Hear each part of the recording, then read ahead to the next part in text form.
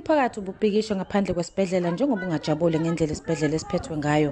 Kunembiko ethi isisebenzi sinawo kahle isinqalasinda.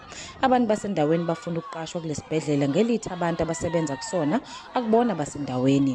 Kukhalwa nangezenzo zobugebengu okuthiwa zenzeka esibhedlela. Ubuholi bomphakathi bathi isiguli kanye nezisebenzi asiphephile.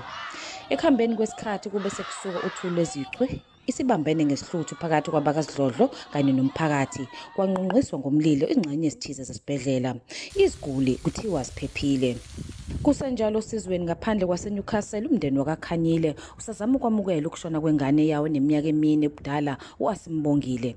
Le ngane ishone ngemuva kokuthi ingubo yokulala ihaqwe ngumlilo ovela kwihita.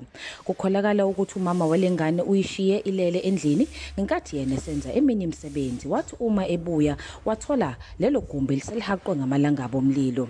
Kukholakala ukuthi uzamile ukusindisa lengane kodwa kwanhlangazimuka nomoya. Umnyango ka-Provincial Department of Human Settlement uzobe sekwazi ukuthi ezokwazi ukulekelela ngokuthi umuzi wakaKhanyile ukwazi ukuthola isakhiwo esihle, ngoba uma ngabe singena phakathi sibonile ukuthi umonakalo omkhulu kakhulu.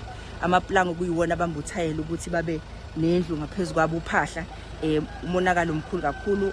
Ithimba libhekelela izinhlekelele kumasipala waseNewcastle libiziwe ukuzocima lo mlilo.